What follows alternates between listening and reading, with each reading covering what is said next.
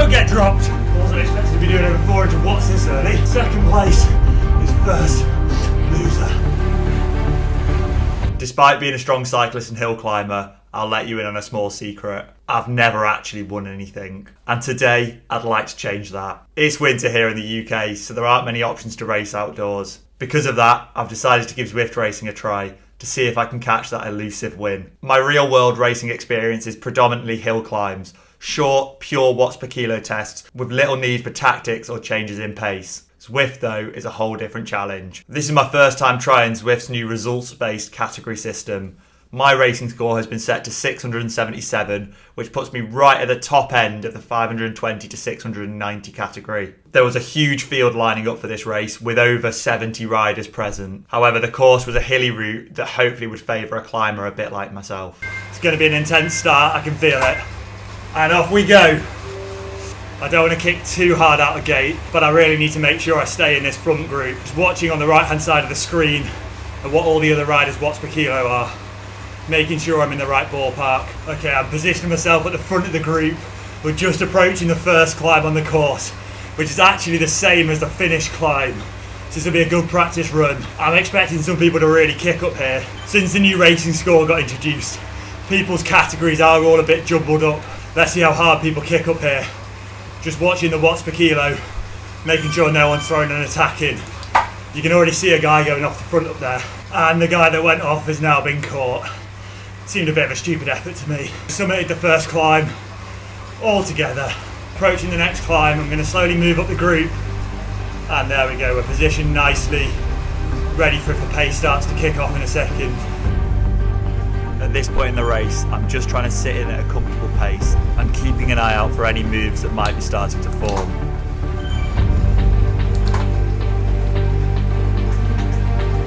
Okay, almost there now. Oh, you can see quite a few riders being slowly tailed off the back. One cool feature Zwift should introduce is a Tour de France style. You know, so many riders in the peloton, so many riders this far up the road. That'd be a really useful racing feature. Just need to keep concentrating here. Seems like a few people are getting a little bit agitated and starting to make little moves. If there's only one person, I don't mind letting it go, but if it starts involving more like 4 or 5 people, it could be dangerous. Again, you can see one guy start to get a bit of a gap. Not too worried about that.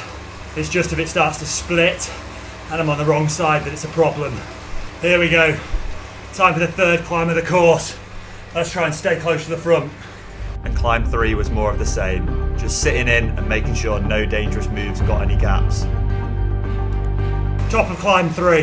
Things are starting to get a little bit spicy. I need to concentrate now. People keep seeming to throw punches here. Let's just hope the group continues to close nice and steady. The main climb was made up of 2 parts, with the first section being shorter and shallower, and the second being a longer, slightly steeper one.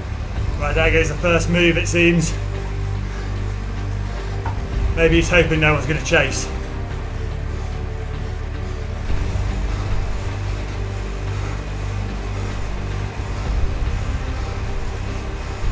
There's one guy off the front with a 9-second lead, 3.5% average for 2.5k.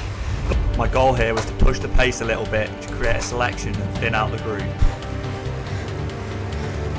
Final kick. Let's see what people have got left in the legs.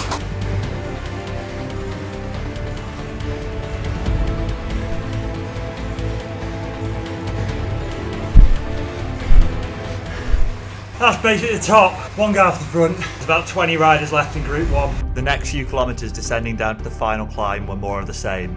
Just sitting in and making sure I didn't get caught off guard by any sudden splits. Right, there is one little lump before the finish I'm going to have to be careful of.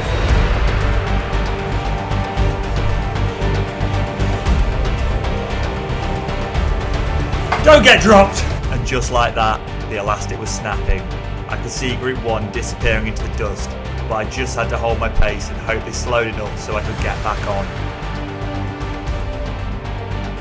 Eventually I got back on, and with 1.4 kilometres left to go, I tried my best to attack, but my legs let me down and it went nowhere. All I could do now was sit in and wait for the sprint.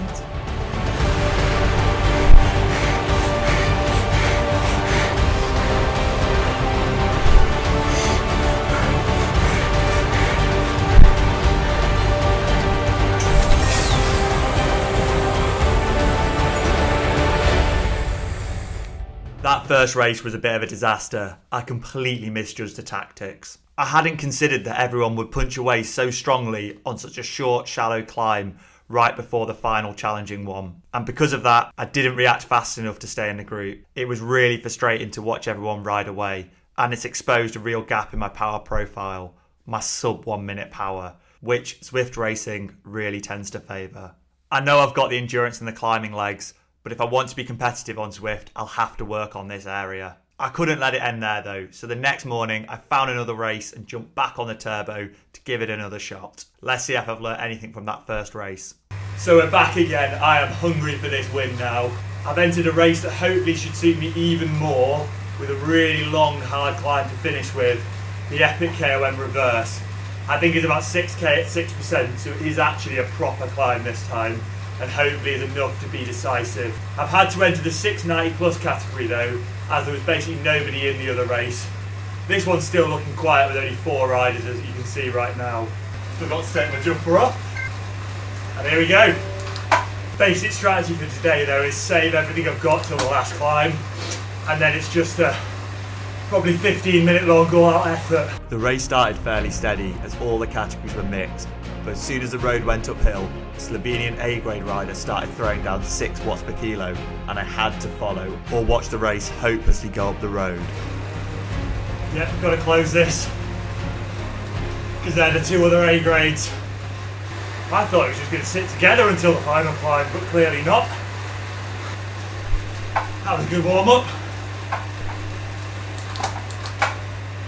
And we're back together. Now the game is just marking these 2, just watching their watts per kilo. If I see them spike to 4 or 5, then I'm going to have to put some effort in. And there you go, you can see that Slovenian's put a bit of digging. Just going to follow on, not let them get a gap. Hopefully when they see I'm not going anywhere, they'll knock it off. Trying not to overextend, which is still going. They really want to go solo. I wasn't expecting to be doing over 400 watts this early. They're doing efforts like that though. I hate to think what they're going to do on the final climb. Then we've got Titans Grove next. I'm expecting that Slovenian to whack in a big 6 watt per kilo attack again. So just got to be ready for that. These little punchy rollers are always risky in Zwift. I think they're just keeping on top of the gears though here, and not trying to throw any sort of attack in. I'm just hoping they burn themselves out doing all these efforts, so they got an out for the final one. All I can say is it's a good job I jumped across. The group behind's almost a minute down on us. Obviously they're mostly C and D cap, but I just assume with it being mostly flat, you know, some of the heavy boys in there would keep it together. But clearly I have no clue about Zwift racing. Another test coming up. Watch that Slovenian's watch. As soon as I see 5 or 6 on the screen, that's when I've got to go. Oh no, 8. The Slovenian rider had yet again thrown in a huge dig, which after trying to follow for a minute or so, I realised was not going to happen. So I sat up and waited for the German rider behind. 17 seconds gap! I was hoping the German was going to help me pace down the Slovenian on the flat, but he was clearly too tired and wasn't having any of it. Now this is a risky point. I could probably go all in and stand a chance of getting a catch, but do I cut myself too much to lose second? Decisions.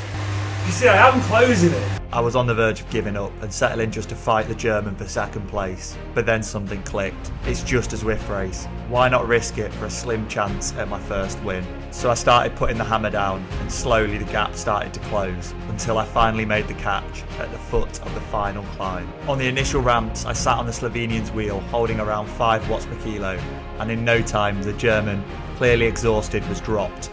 From then on, it was just a 1v1. I was really suffering now, with the pace rarely dipping below 5 watts per kilo. And then, the Slovenian started getting a gap, but I was determined not to let him get the win for free, so kept holding as high a pace as I possibly could. And it paid off. The gap started to drop, and I was closing on him.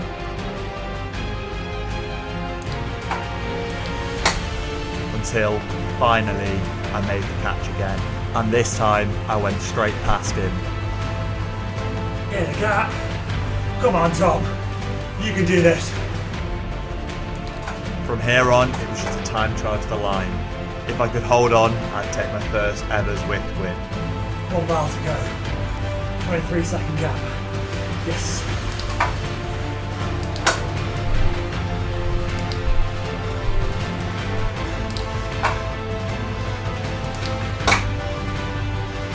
Over a minute gap now.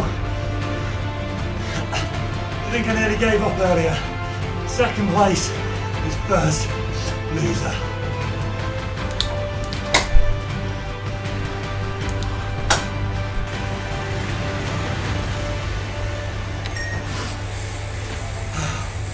I'll have you know, that is the first time I've won anything remotely competitive on a bike or in any other sport. I'm buzzing. I know it was a tiny field in that race, but what a feeling to finally win a race. And it's really given me the bug to try and win some more. In that first race, it's really taught me some lessons about positioning and tactics on Zwift, and how actually that really short, punchy effort can be critical at the right moments. The mountaintop finish on the second race gave me a chance to stretch my legs and flex that steady climbing power that I've spent ages working on at this point. It'll be great preparation for my sub 40 Alp to Zwift attempt in the next few weeks, and I'd love to get better at Zwift racing across the board in future. Thank you all for watching. If you enjoyed seeing my journey to my first ever win on Zwift, hit the subscribe button down below so you don't miss any upcoming Zwift racing videos, and as we move out of winter here in the UK, some more real world outdoor racing content.